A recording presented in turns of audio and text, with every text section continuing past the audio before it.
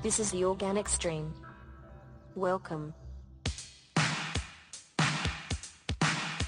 you look at the history of civilization, there is a direct relationship between the decline of soil quality and the decline of those civilizations. All these things came from the earth. They need to go back to the earth. Not just keeping this stuff out of the landfill, but making a product. And that's the attitude you have to take. Every single day, somebody knocks on your door and says, "Can I have your waste, please?" If you collect food waste alone, then you will have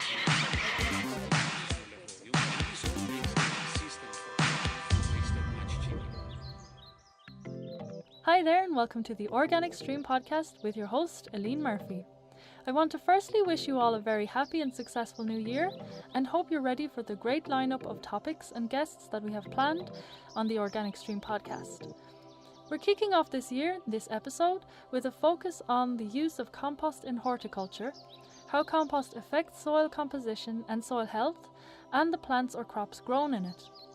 And this week we're talking to Graham Brookman of the Food Forest in Gawler, South Australia, a 15-acre organic permaculture farm and learning centre growing over 160 varieties of fruits, nuts, grains, vegetables and timber.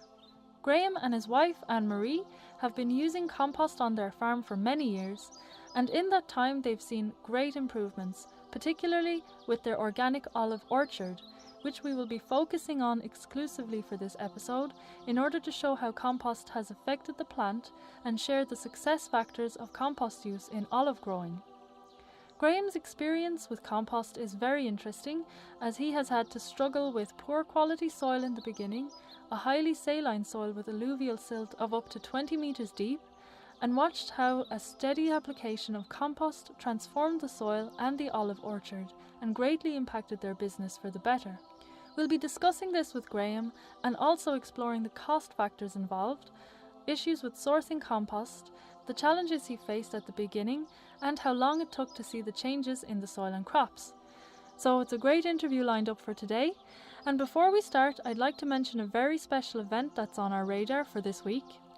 The world's largest trade show for organics recycling, the USCC's 23rd annual conference and trade show, Organics on the Rise, is taking place on the 20th to the 23rd of January this year at the Renaissance Hotel in Austin, Texas. The focus this year is on facility operations, the demand for food scrap collection, and community composting programs. We're proud to be media partners for this exciting event, and if you want more information, click on the link in the description on the podcast episode page, or if you're on SoundCloud, it's in the description there as well. And now I'd like to thank BioBin for making this episode possible. BioBin is a mobile, on-site, organic and wet material management solution that starts the composting process and effectively manages odour from putrescible waste. BioBin can be used in a variety of outlets, including food manufacturing, restaurants, shopping centres, supermarkets, and many more. And now, on to the interview.